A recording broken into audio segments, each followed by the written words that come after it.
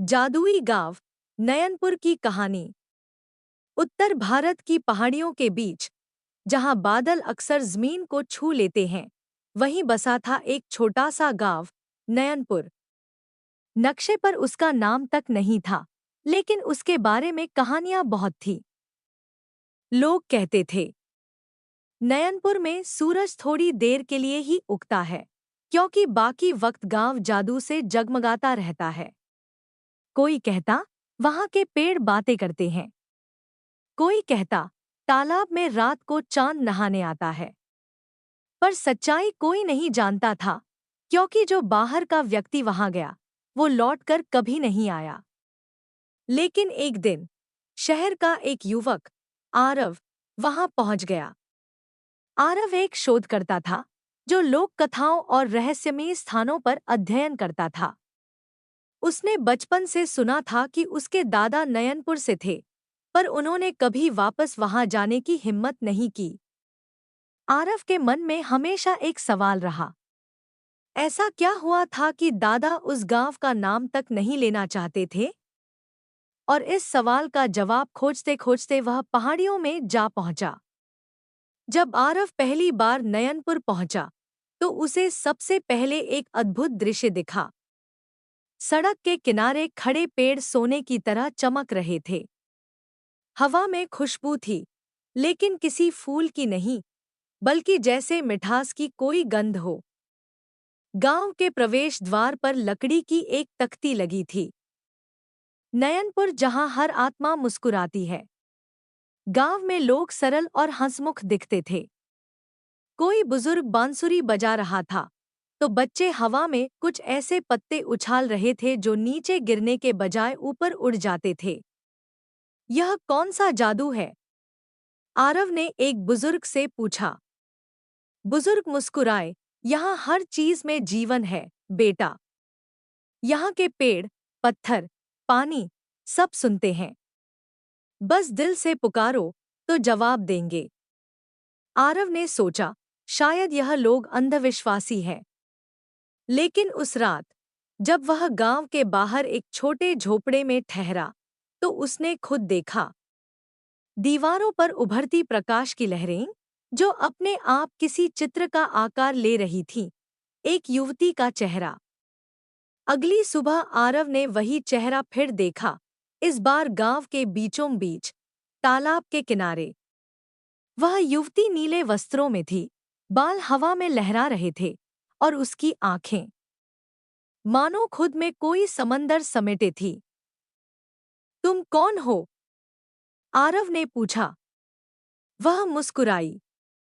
मैं नयनपुर की आत्मा हूँ, नैना। आरव ने सोचा शायद यह कोई गांव की लोक कथा होगी, पर नैना का अस्तित्व वास्तविक लगा। उसने बताया कि नयनपुर कभी एक साधारण गांव था, लेकिन सैकड़ों साल पहले यहाँ एक ऋषि आए थे, ऋषि विभान। उन्होंने गांव वालों को प्रकृति से जुड़ने का मंत्र सिखाया था। जब मन और प्रकृति एक हो जाए, तो जादू स्वयं घटित होता है।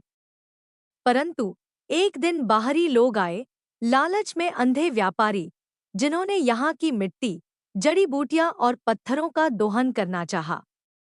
तब गांव की रक्षा के लिए ऋषि ने एक मंत्र बोला, जिससे गांव एक जादुई आवरण में ढक गया। बाहर का कोई व्यक्ति तभी प्रवेश कर सकता था, जब उसका हृदय निर्मल और निडर हो। आरव ने पूछा, और तुम? नैना ने जवाब दिया, मैं उस मंत्र की आत्मा हूँ। जब तक गांव सुरक्षित है, मैं जीवित हूँ। आरव को अब लगने लगा कि वह किसी दंतकथा में जी रहा है। लेकिन जल्द ही उसने महसूस किया कि सब कुछ इतना शांत नहीं था। रात में गांव के पास की गुफाओं से एक काली धुंध निकलती थी। गांव वाले उसे अंधक कहते थे, वह प्राचीन श्राप, जो ऋषि के मंत्र के साथ ही जन्मा था। अंधक उन लोगों की नकारात्मक इच्छाओं से जीवित था, लालच, भय और क्रोध से। नैना ने आरव को बताया, हर 100 साल में अंधक जागता है और किसी एक मनुष्य की आत्मा को अपना बना लेता है। तभी जादू टूटने लगता है। आरव को अचानक याद आया, उसके दादा भी तो नयनपुर से गए थे। क्या वह उन्हीं 100 सालों पहले की घटना से जुड़े थे? गांव की एक पुरानी हवेली में आरव को कुछ पुराने दस्तावेज मिले। उन पर लिखा था, विभान के शिष्य आर्यन ने मंत्र तोड़ने का प्रयास किया। आरव के दिल की धड़कन तेज हो गई। उसके दादा का नाम भी आर्यन था। दस्तावेज बताते थे कि 100 साल पहले आर्यन ने गांव को आधुनिक बनाने की कोशिश की थी। उसने कहा था, अगर हम जादू पर निर्भर रहेंगे तो कभी प्रगति नहीं कर पाएंगे। लेकिन उसके प्रयोग से जादू असंतुलित हो गया और अंधक जाग उठा। तब ऋषि विभान ने गांव को बचाने के लिए मंत्र दोहराया, लेकिन उसका एक अंश आर्यन की आत्मा में फंस गया। तभी से आर्यन, आरव के दादा, गांव छोड़कर चले गए, क्योंकि वह जानते थे अगर वे रुके तो अंधक फिर लौट आएगा। आरव की आंखों में आंसू आ गए। दादा अपराधी नहीं थे, वो तो रक्षक थे। उस रात जब चांद पूरा था, नैना ने आरव को तालाब के किनारे बुलाया। अंधक फिर जाग रहा है, उसने कहा, और उसे रोकने वाला सिर्फ वही हो सकता है जिसके भीतर विभान और आर्यन दोनों की आत्मा है। आरव के चारों ओर हवा घूमने लगी। पानी में उसका प्रतिबिंब चमक उठा और उसी में उसने देखा कि उसकी आंखें अब वैसी ही नीली हो गई थी जैसी नैना की थी। तुम मेरे हिस्से का प्रकाश हो, आरव, नैना ने कहा, और मैं तुम्हारे हिस्से की आत्मा। साथ मिलकर हम नयनपुर को बचा सकते हैं। गांव के ऊपर काले बादल छा गए। पेड़ झुकने लगे, तालाब का पानी उफनने लगा। अंधक प्रकट हुआ, एक विशाल छाया जिसकी आंखें लाल आग की तरह चमक रही थी। मनुष्य फिर लौट आया है। अंधक गर्जा, तुम्हारे दादा ने भी यही गलती की थी। आरव ने कहा, शायद। लेकिन मैंने उनसे सीखा है कि गलती सुधारना भी इंसानियत है। वह तालाब के किनारे खड़ा हुआ और वही मंत्र दोहराने लगा जो दस्तावेजों में लिखा था। पर इस बार उसने उसमें अपना एक शब्द जोड़ा, प्रेम। मंत्र था, प्रकृति से एक हो, पर अपने हृदय को उससे भी पवित्र रखो। अंधक की शक्ति कमजोर पड़ने लगी। नैना ने अपना हाथ आरव के हाथ में रखा और उनके चारों ओर प्रकाश की लहरें उठीं। गांव के हर कोने से रोशनी फूटी, जैसे धरती खुद मुस्कुरा उठी हो। धीरे धीरे अंधक धुएं में बदलकर मिट गया।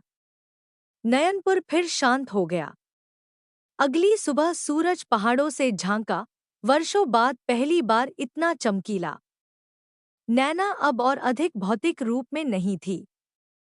उसने कहा, अब जादू गांव में नहीं, बल्कि तुम्हारे हृदयों में रहेगा। उसकी मुस्कान धीरे धीरे हवा में घुल गई और तालाब का पानी नीला हो गया, स्थायी रूप से। लोग कहते हैं, अब जब कोई सच्चे मन से उस पानी में अपना चेहरा देखता है, तो उसे अपना नहीं, बल्कि नैना का मुस्कुराता चेहरा दिखता है। आरव ने वहीं रहकर गांव का पुनर्निर्माण किया, लेकिन इस बार बिना किसी मंत्र के।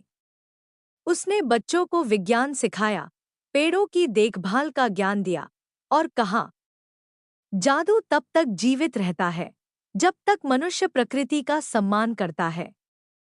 सालों बाद नयनपुर अब एक अद्भुत स्थान बन चुका था, न तो पूरी तरह जादुई, न ही पूरी तरह सामान्य। यह वह जगह थी जहां तकनीक और प्रकृति साथ साथ रहते थे। आरव के नाम पर वहां एक पुस्तकालय बना, आर्यन आरव केंद्र, जहां बच्चों को यह सिखाया जाता कि जादू कोई चमत्कार नहीं, बल्कि आस्था और संतुलन का विज्ञान है। और हर पूर्णिमा की रात तालाब के ऊपर हल्की सी नीली रोशनी तैरती दिखती है।